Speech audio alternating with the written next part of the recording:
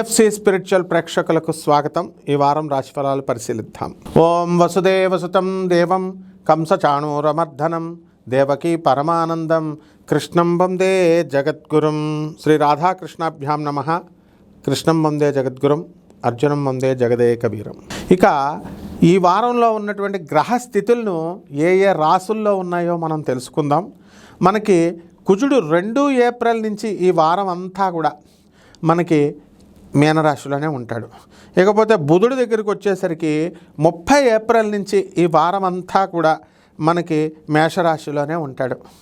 ఆ తర్వాత మనకి మళ్ళీ ఈ యొక్క రవి కూడా మేషరాశిలో ఉంటాడు. ఇది గ్రహస్థితి. ఇక గురుడు మిథున రాశి, రాహు కుంభరాశి, కేతువు సింహరాశి, అలాగే ఈ యొక్క శని మనకి మీనరాశిలో వక్రించి ఉంటాడు. ఇక దీన్ని బట్టి ఒక్కొక్క రాశి వారిగా 12 రాశుల వారి రాశిఫలాలు చెబుతాం.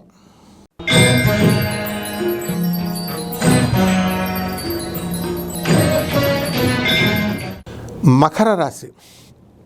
ఈ మకర రాశి వారికి అందరికీ కూడా షష్ఠస్థితిగతుడైనటువంటి గురుగ్రహ ప్రభావం వలన అనేకమైనటువంటి అప్పులు మీరు చేస్తారు.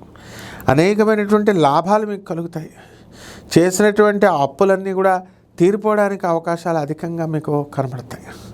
అదేవిధంగా ఈ యొక్క మకర రాశి వారికి ధనస్థానంలో ఉన్నటువంటి రాహుగ్రహ ప్రభావం వలన డబ్బులు మీకు తిట్టుకుంటూ మీరు చేసినటువంటి పనులకి వాళ్ళు ఇవ్వడం జరుగుతుంది. అంటే మీరు న్యాయంగా ధర్మంగా పనిచేసినప్పటికీ కూడా మీకు గురుబలం లేదు. భార్య అర్థం చేసుకోదు. ఇక ఉద్యోగం చేస్తున్నటువంటి ఉద్యోగించినటువంటి యజమానులు వాళ్ళు మిమ్మల్ని ఎలా అర్థం చేసుకుంటారు? బయట మీరు అప్పిస్తారండి వడ్డీల కోసం, అప్పుడు వాళ్ళు అవసరమే మిమ్మల్ని దేవుడని తీసుకుంటారు. ఆ తర్వాత ఇప్పుడు తీర్చమంటారు, ఇప్పుడు మీరు వాళ్ళకి దెయ్యంలాగా కనబడతారు. అందువల్ల మీరేం చేస్తారండి? అందువల్ల ధనస్థానంలో ఉన్నటువంటి రాహుగ్రహ ప్రభావం వల్ల వాళ్ళు మిమ్మల్ని తిడుతుంటే మీరు కూడా తాగుబోతులు అయిపోతారు. తాగేసి నోటికి సంబంధించినటువంటి దుర్వాసనాలు అన్నీ కూడా వచ్చేయడానికి అవకాశాలు ఉంటాయి. అవి తాగేసి వాళ్ళని మరి ప్రతిదాడి చేస్తారు. అలాగే ఈ యొక్క మకర రాశి వారికి మరికి ఈ యొక్క విక్రమస్థానంలో ఉన్నటువంటి శని కుజ గ్రహాల వలన మీ తల్లిదండ్రులు అందరూ కూడా ఎంతో మిమ్మల్ని అన్నదమ్ముల్ని అక్కాచెల్లెల్ని కలిసి బ్రహ్మాండంగా పెంచారు.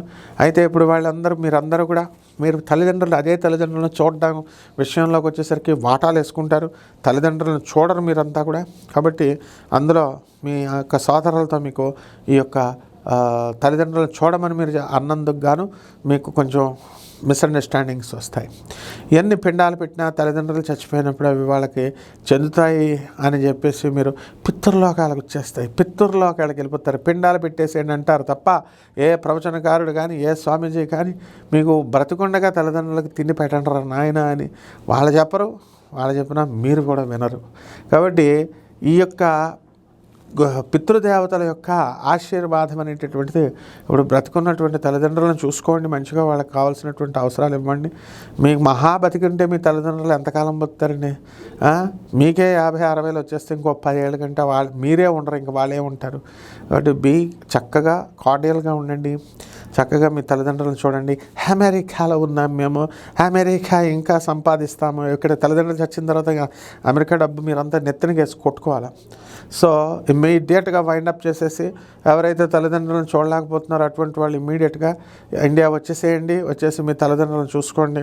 ఇది మీ గ్రహస్థితి చెప్తుంది, నేను చెప్తున్నాను, తర్వాత మీ ఇష్టం. అంతేగాని పలికేది నేనైనా పలికించేది అమ్మవారు అంటే బిల్డప్లు ఇచ్చే జ్యోతిష్కుని కాదు నేను.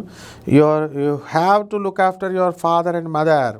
however educated you may be, however capitalist you may be, నీ పిల్లల కోసం నువ్వు ఆలోచించడం తర్వాత సంగతి. Fast wind up and come back to India. ఇలా చేసుకోండి. మీరు తల్లిదండ్రులని సర్వ్ యువర్ పేరెంట్స్. మమ్మల్ని ఏం చూడమని మీకు చెప్పట్లా. అందువల్ల పరిహారాలు ఏం చేసుకోవాలి? అష్టమ కేతువు. ఇలా చేయకపోతే మీరు ఆత్మహత్య చేసుకోవడం గ్యారంటీ ఖచ్చితంగా. ఎందువల్లంటే అలాంటి సమస్యలు వస్తాయి పితృలోకం నుంచి. ఇవన్నీ మీకు తెలియదు. అష్టమ స్థితిగతుడైనటువంటి కేతుగ్రహ ప్రభావం వల్ల మీకు సుసైడల్ టెండెన్సీ ఇవి యాక్టివేట్ అయిపోతాయి, ఎక్కువ వస్తాయి. కాబట్టి పరిహారాలు కేతు జపం చేసుకోండి. కేతు స్తోత్రాలు చదవండి. కేతువుకి కిలోంపావు ఉలవల్ని ఆవుపేట రంగు ఉన్నటువంటి వస్త్రాలను ఇచ్చి పేద బ్రాహ్మణులకి దానం చేసుకోండి. అలాగే సోమవారం నాడు అలాగే చక్కగా గరిక గడ్డితో వినాయకుడికి పూజ చేసేయండి. అలాగే రావి చెట్టుకి నీళ్లు పోసి పూజ చేయండి. సాధువులకి, అనాథలకి, వికలాంగులకి దానాలు ధర్మాలు చేసుకోండి. బ్రహ్మాండంగా ఉంటుంది. శుభమస్తు.